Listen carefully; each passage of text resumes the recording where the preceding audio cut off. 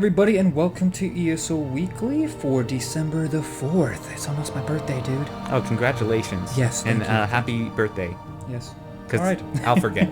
No. So this week we had a very interesting character progression video that came out, so we are going to go ahead and show that for those who have not seen it yet, right now. Grab the popcorn, ladies and gentlemen, and hold on tight.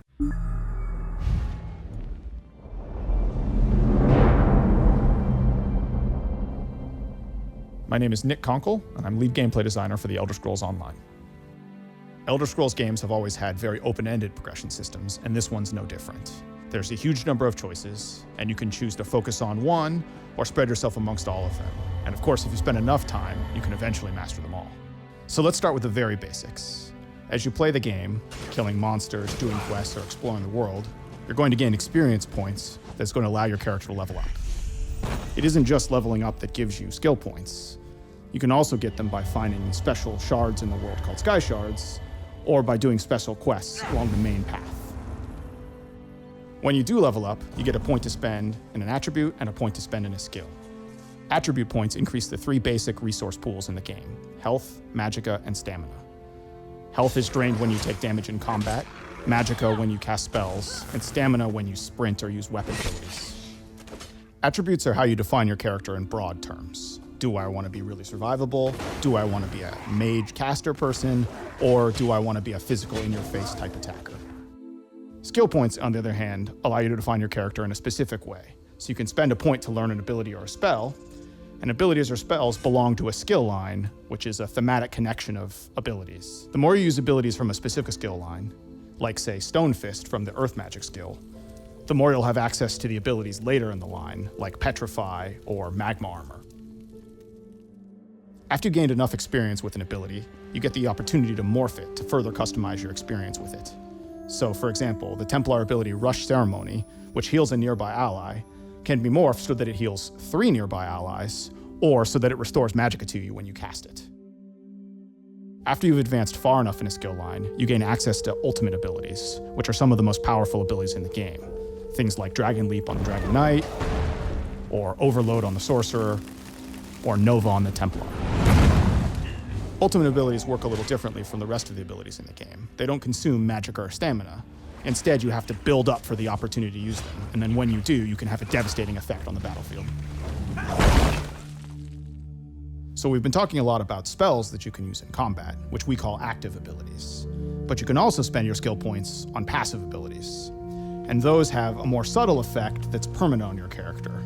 So it can be things like increase the damage you cause with fire spells, or something like where your lightning magic will have a chance to cause the target to disintegrate instantly and turn into a pile of ash. There are 2 decisions you make at character creation that will affect the skill lines you have as you progress your character further. Your race, which gives you a set of abilities that helps define the identity of that choice, and your class, which actually gives you 3 unique skill lines that follow a general theme without actually forcing you into a specific role. Your class and race skills only represent a fraction of what's possible to get in the game, though. There's a whole set of general skills that are available to anyone who plays the game. A good example of this is the weapon and armor skills, which every character starts the game with, and anyone can take the time to learn and master. So no matter what class or race I picked, if I pick up a sword and shield, I can start getting stronger with that weapon. Or, alternatively, if I want to wear light armor and use a staff, I can become a good mage. You can also find entirely new skill lines for your character by playing the game and exploring the world. This ranges from relatively easy things to do, like join the Mages Guild or join the Fighters Guild, or by finding out in the world the opportunity to become a werewolf or a vampire. Getting one of these new skill lines gives you the opportunity to get special abilities that wouldn't be available to your character otherwise. We've really only scratched the surface of all the different combinations of builds and abilities that players have been making using this progression system, and that's what you'd expect at an Elder Scrolls game. It's all about player choice. You can build the character the way you want to, and we can't wait to see what you guys come up with.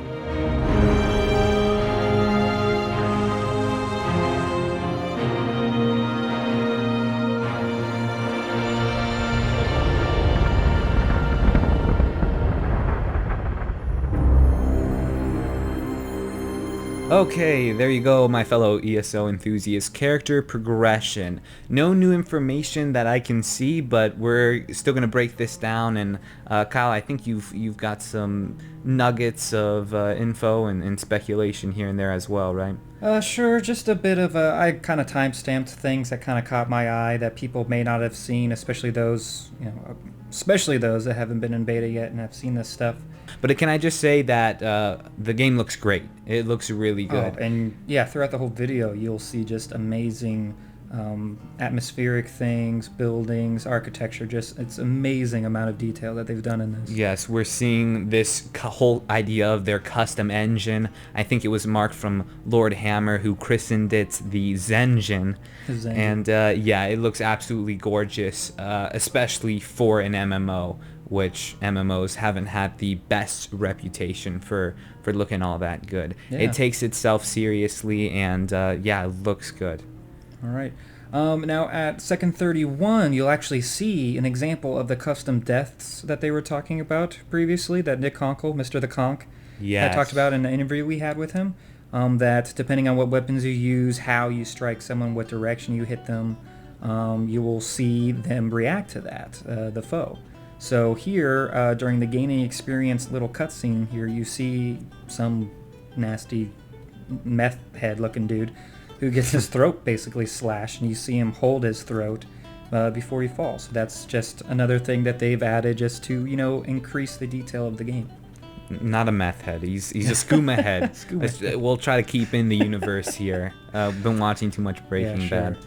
Now, just again here, this is just a little animation that hopefully you'll come to know and love. It's the leveling up animation that they use. Nice little swirly effects and everything. Yes, for those who aren't familiar with MMOs, we call that a ding. Yes, in the MMO universe. That's usually whenever you see someone type in all caps an exclamation mark ding, that means that they gained a level.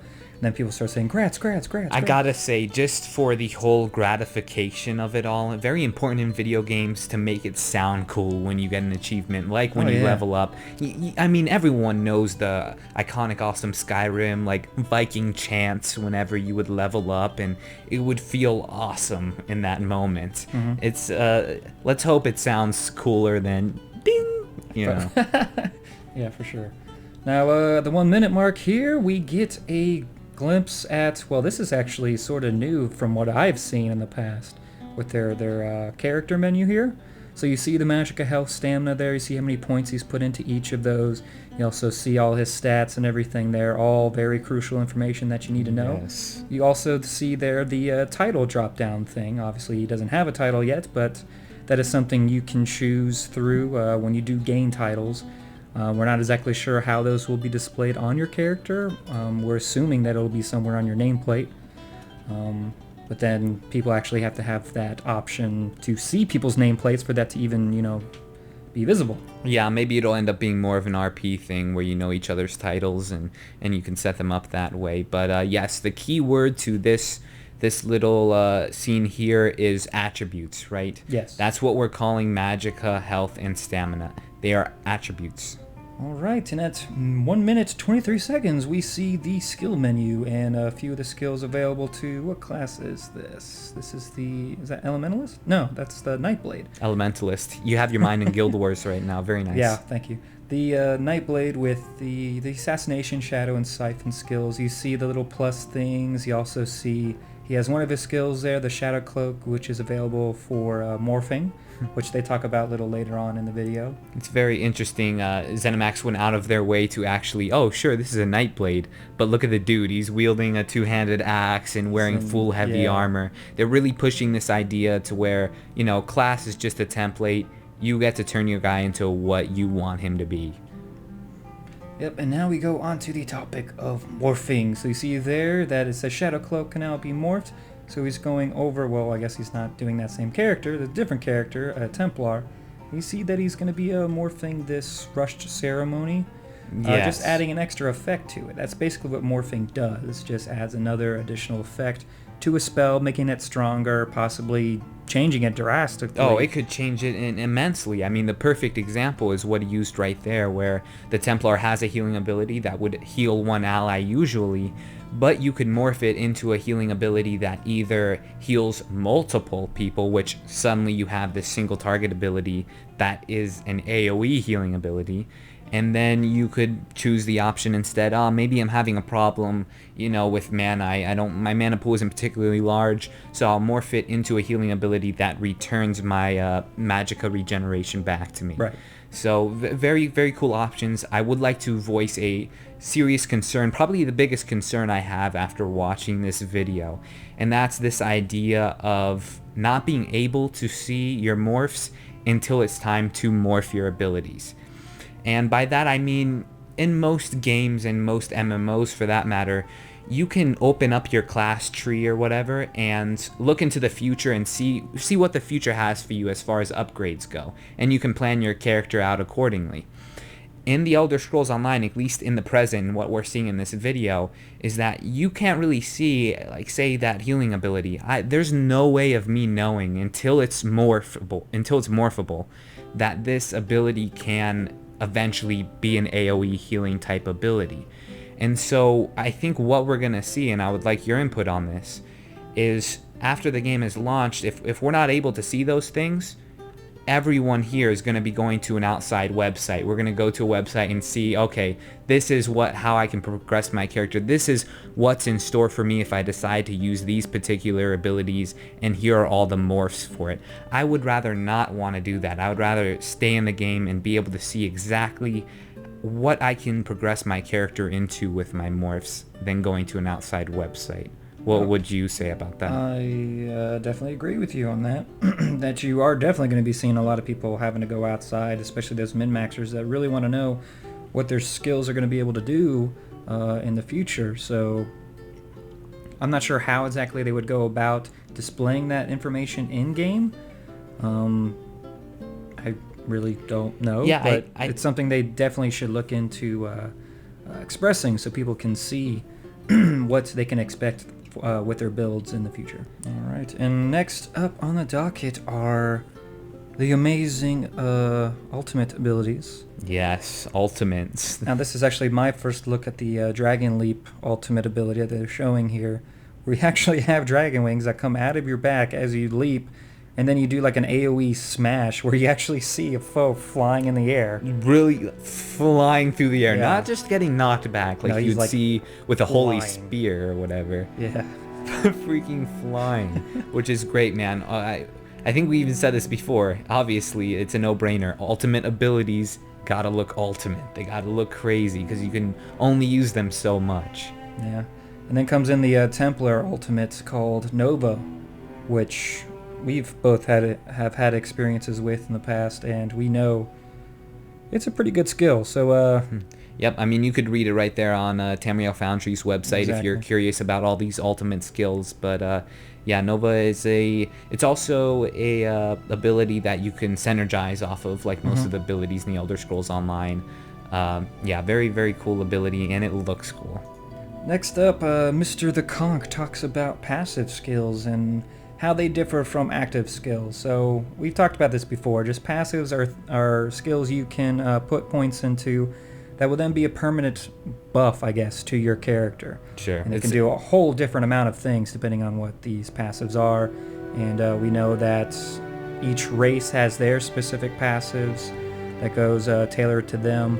But then also every weapon, pretty much every skill line has passives as well, free to put points into. Yeah, so that's it's MMO 101, right? So we have these passive abilities, which you don't need to activate, do anything. All you need to do is spend a point in them, and you benefit from them. Say a high elf is going to have a bigger mana pool or something like that. That's a passive ability. And any active ability, an active ability is one you actively slot onto your bar and have to press a button to then use. Yep, and then later on, we actually see the whole Disintegrate passive in effect. This was another sort of custom death animation that Nick Conkle was talking about.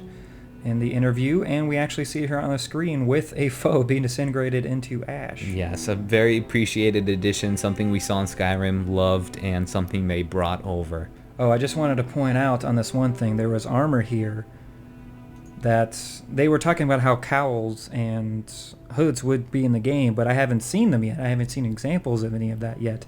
Until here, we actually see on the video that these guys look very much like from the Dark Brotherhood. What is that symbol back there, by the way? Do you see that symbol back there?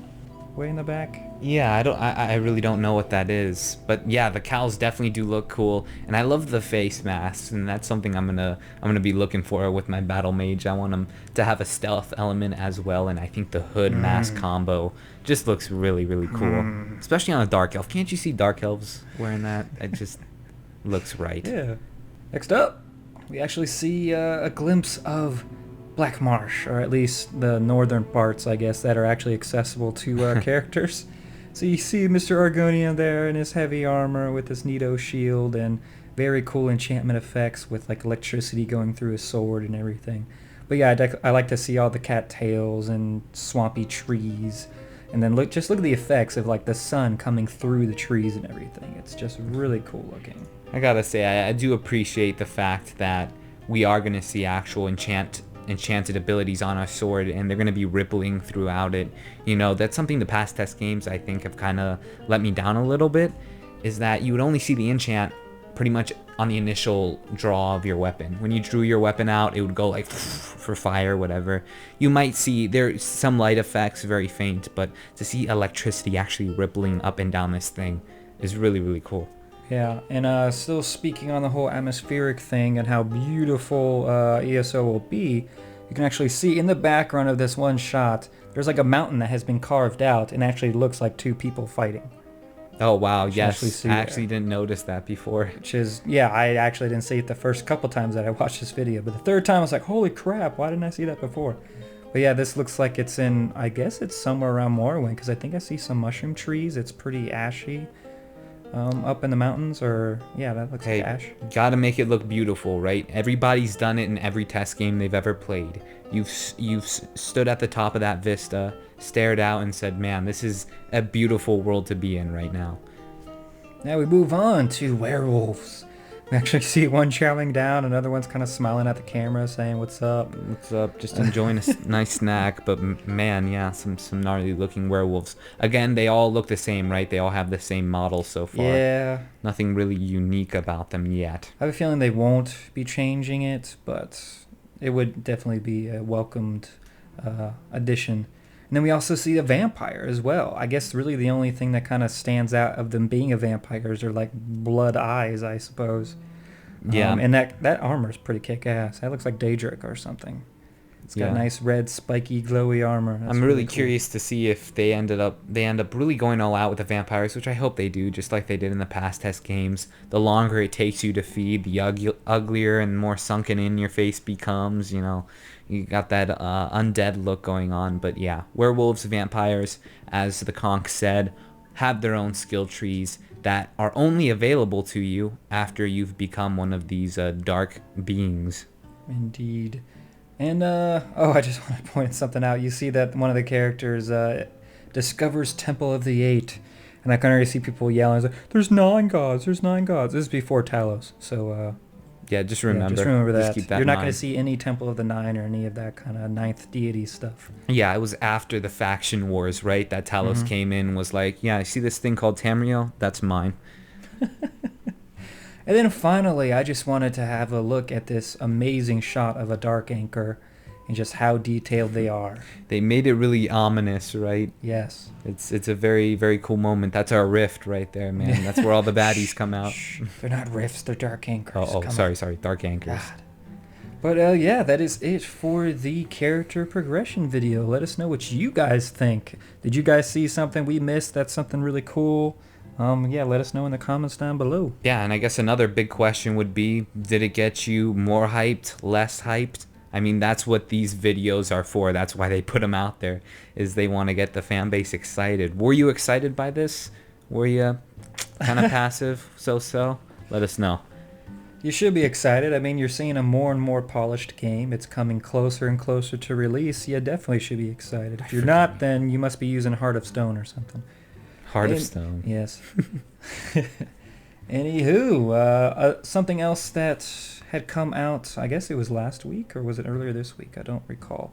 Anyways, it was the heavy armors that they showed for the beast races, those being the Argonians, the Khajiit, and the Orc, if you still considered Orc to be a beast race, which if you're a Morrowind fan, I guess you should.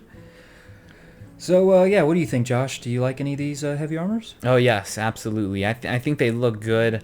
I would say that the Khajiit kind of looks a little bit too polished for my liking. I don't know. When I think of the beast races, I think of their armor looking kind of beasty themselves. And they definitely struck that chord, absolutely, I think, with the Argonian. I think you see some like feather action going on there and stuff like that. Yeah, his very interesting looking hide shield there with all the patchwork and stuff. Right, and then that also brings me to the Orc, which I think is much too polished. Now, I don't know what kind of armor sets these are or anything like that, or who made them, whatever. But you expect to see an Orc in an armor set as ugly as he is, right? So we usually see the Orc scarred up, sure, and pits in it and stuff. In their crude-looking armor. That all being said, this is concept art, right? It's not the final product that gets put into the game, but those are my thoughts anyway. It's really cool, and I like that he has like the ultimate steel-toed boot there as well. So that would really hurt to be kicked. Yeah. Yes. But yeah, I like the Khajiit though. I like how it kind of has that Middle Eastern feel to it, which would definitely represent the Khajiit being the desert folk and all. Yeah. The Khajiit apparently they also have curved swords. Curved swords, yes. But yeah, I definitely like it, and I am looking forward to what else they release in the future. I want to see some more medium armor, though. They seem to love the heavy armors. Yeah, definitely. We've seen almost nothing but heavy armor, I think, from the concept art. Pretty much. It's cooler to draw, I think. It's probably funner to draw. Yep. And that is pretty much it for the news this week. The only thing I wanted to announce was that ESO Alliance will be starting again this Friday, the 6th at 7 p.m. So, Josh, make sure you're home, Oh, yeah. Not going around gallivanting with babes and stuff. Sure. Oh, shoot. I'm not even kidding. I actually already made plans. Well, you better cancel them. Oh, yeah. Let's kill my social life for the virtual life. But, yeah, it's going to be exciting. Anyone who's interested and is involved with the ESO community, we got Tamriel Foundry there, the guys from Elder Scrolls Off the Record. It's a lot of fun. Definitely tune in. Tune into the live show, too, guys. It's a lot of fun to have you guys actually involved in the chat room and engaging with you live like that. It makes you feel like you're people, man. Like you're there with us. It's so awesome. if you do want to join the live stream, you'll want to go over to twitch.tv/Quest Gaming Network. And then if you do miss that, though, don't worry, because we will have a post release of that on our YouTube channel. So either way, you'll be able to catch it, hopefully. So yes, that was it for the news. Sadly, there was no developer question of the week, so we are going to skip that section and head on over to our community segment. Starting off with the questions from the Shodians. The first one here is from Elaine and is about melee and PvP. Hello, ShoddyCast. I wanted to ask you guys if you think that a traditional warrior character that uses only melee weapons in combat and puts all of his or her points into stamina and stamina-based skills could ever be competitive in PvP. I'm asking because all class skill lines are full of spells and none of them seem appropriate for traditional warrior RPing. Love the show. Alright, so I guess this is a pretty good question to ask because, us MMO veterans know that melee always seem to get the boot when it comes to certain things, just because you have to be really close up to things in order to do damage, which means ranged characters can already start doing damage to you before you even get to them. So you kind of have that that feeling like you're it's unbalanced, I guess. So will a fully just nothing but melee character be able to do anything in PvP? Do you have any answer to that? Well, I mean, and I think the other thing he brought up was very good too, that it seemed like, because he wants to invest in stamina, right? Is that what he said? Yes. A bunch in stamina and health and kind of neglect the magicka. But most of the, and I agree with this completely, from what I was reading through the skill lines, most every class skill uses magicka. It's true. But I guess in a sense it really does make sense because, you know, melee, what are you using when you're doing your melee abilities? You're using your like two-handed sword or whatever. So the skill line you're going to be probably the most obsessed about are the actual weapon skill lines that actually consume stamina, right? Yeah, so like you said, your weapon skills are going to be the main skills you'll use for your actual DPS, and those will all use stamina. And then your class skills and other skills you have that use magicka, you're really going to use just more for control, be it pulling foes to you, stunning them, crippling them, what have you. Yeah, all that will take up your magicka. So since you're not really using your magicka anyways... Oh, and I just wanted to point this out to make sure you know that every time you level your character, you're going to get points into magicka, regardless of if you actually put a point into magicka or not. Your magicka, your health, and your stamina, all of them are going to go up every time you level. Just whatever you put points into more, obviously you'll get more points into it, you know what I'm saying? Yeah. So, yeah, you'll always have that mana pool getting a little bit bigger. So you will be able to cast spells. Don't think that just because you put all your points into stamina, you can't cast spells. You're going to be able to. So yeah, just keep that in mind, and we really don't think that melee is going to be like hurting in PvP by any means.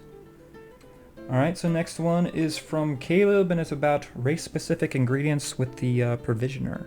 What up, ShoddyCast? My name is Chiyosaku, and I have a question about the Provisioner. Do you think that there would be race-specific foods or food variants? For instance, High Elves could add spices to their food, and Kaji could add moon sugar to their food. I think that'd be a pretty awesome idea, considering we have race-specific armors. Thank you, and keep up the great work. Race-specific ingredients. I don't think we're going to be seeing race-specific ingredients because that would just be another kind of hurdle or roadblock or something keeping you from doing stuff you want to do. So yeah, you'll see race-specific foods, I'm sure, but everyone's going to have access to that. It's not going to be limited to which race you're playing because that just wouldn't make sense. Anything else to add? Nothing else. Right, and the final question is from Robert, and it is about a possible Elder Scrolls movie. Hey ShoddyCast, it's Rob again, and I was wondering what you guys would think of a Elder Scrolls TV series or an Elder Scrolls movie. It wouldn't have to be animated. That would be cool though. Or it could be like Lord of the Rings. It could be acted and all that. What would you guys think of it? I know it'd probably be pretty hard for them to do that. But also, what do you guys think about paralyzation magic in the Elder Scrolls Online? It was pretty annoying in most Elder Scrolls games, getting paralyzed, and it was probably annoying for the enemy as well, getting paralyzed in battle, and I think it would just be terrible online, having someone maybe glitch the paralyzation spell, so it would be like the ultimate glitch, and it would just paralyze you forever, and their whole team could just beat up on you. What do you think about it? And as always, what's backed? I think Elder Scrolls movie sounds like a terrible idea. What? Like a terrible idea. Why? The universe might be fun, but as far as story goes, Elder Scrolls has not been the best when it comes to that. They would need to get one hell of a script writer, I think, before we would see anything like an Elder Scrolls movie. I think there are so many other games that deserve movies before the Elder Scrolls. Half-Life. Mass Effect. There you go. There's two examples right there. It's just, yeah. Both of them shooters for some reason. I mean, if you honestly would step back for a second, take a look at the storyline in the like even Skyrim, the most recent one, and just have that put into a movie, it would be a pretty cheesy movie. I mean, and their dialogue isn't the best You wouldn't either. want to see a live-action Talos story?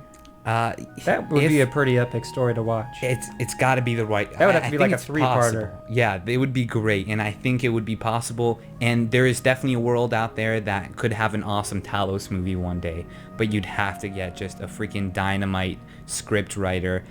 I don't want any of the writers from Bethesda on it. They're great at making. Burn. I'm sorry, but they're awesome at making universes, and I freaking love their games for it.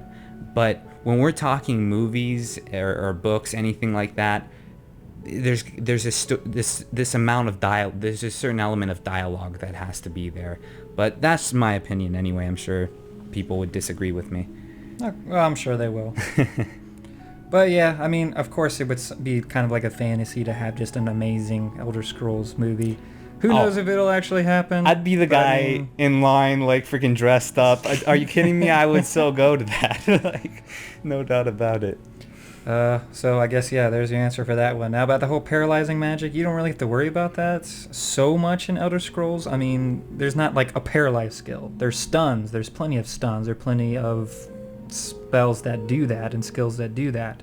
But there's not going to be like an actual paralyzing thing where you become a statue and you like fall to the floor or some crap and are sitting there for like 30 seconds. That would be like ridiculously overpowered and will never happen, so don't worry about it.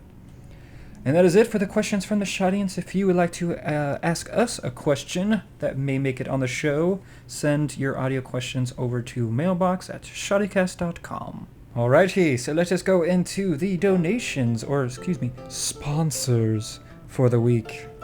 First off here, we have Matthew Osborne. Thank you, sir, new donor. Another new one here, Camilla Bruheim. I think I got that one right. I think you did. You nailed it. I think so. Thank you. And yet two more new donors here. Excuse me, Alexander Potter and Liam Finn. Great to see the new donors. Very good. Thanks, guys. Yes, thank you all. Now, Shane John returns and he says, "We are Vindictus, an Emmett Heart Pact guild for the PlayStation 4. Our main activity in Tamriel is PvP, however, we still participate in PvE events and crafting. Currently, we have established a great community of loyal and active members over at our site." That's how we wrote it, I'm just saying. Yeah, sure. If you are interested in joining, please go to vindictusep.engine.com. Also, thanks to Josh and Kyle for the amazing work. You are welcome. Yes.